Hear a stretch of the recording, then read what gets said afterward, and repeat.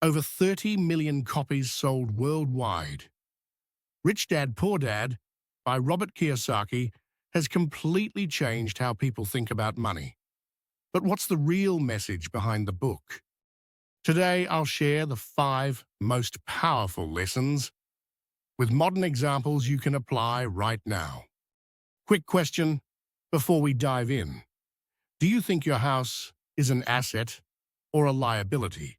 Stick around, because the answer might surprise you.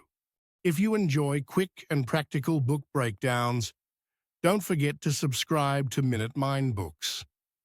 I share new summaries of the most important books on money, business, and success every week. The first big lesson: the rich don't work for money. Poor Dad. Robert's real father believed in studying hard, getting a good job, and climbing the career ladder. Rich Dad taught him that instead of working harder, you should focus on building streams of income that work for you. Think of it this way: a salary ends when you stop working. But if you own a rental property, run a Shopify store, or hold dividend-paying stocks, the money flows even when you sleep. Action step: write down one way you could make $50 this month without a paycheck. Maybe selling something online or renting out unused stuff. That's how you start thinking like Rich Dad. Lesson 2: the difference between assets and liabilities. An asset puts money into your pocket.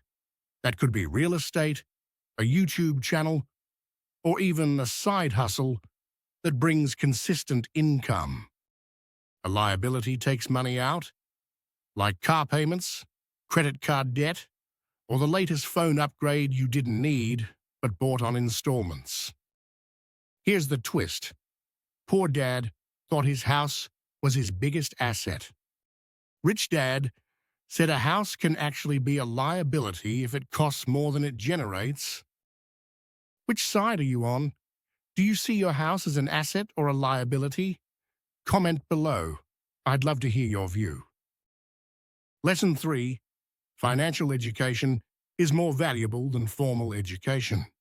Schools teach us to work for money, but rarely teach us how money actually works. Rich Dad argued you need to understand cash flow, investing, and entrepreneurship. Today, this is easier than ever. You can learn accounting basics on YouTube, take free investing courses online, or practice with stock trading simulators. The more you understand money, the harder it becomes to lose it. Action step: spend 15 minutes today learning one new thing about money.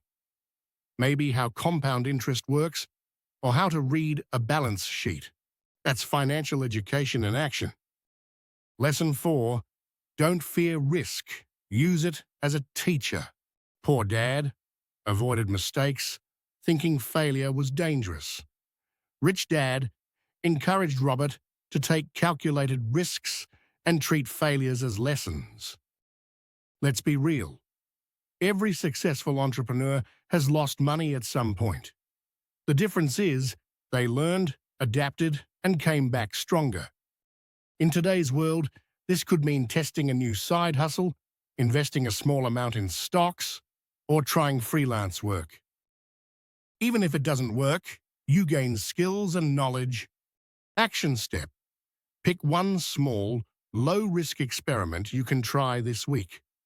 It could be selling something on eBay, investing $10, or creating your first digital product. The lesson is worth more than the money.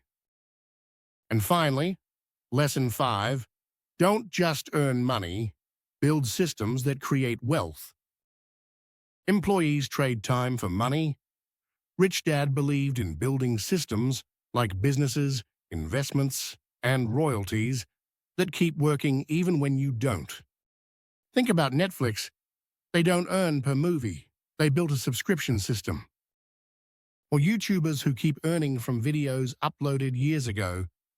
That's the power of a system. Action step: ask yourself, what system could you start building today? It could be as simple as a blog, a small online shop, or even consistently investing in an index fund. So here's the bottom line. Rich Dad, Poor Dad isn't about quick money. It's about building a new mindset. Stop trading time for paychecks. Start collecting assets. Avoid liabilities. Keep learning about money.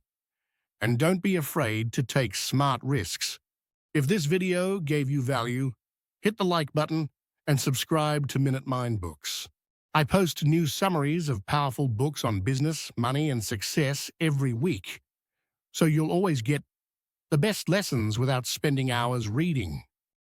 And let me know in the comments, which of these 5 lessons do you think is the most important for your financial future?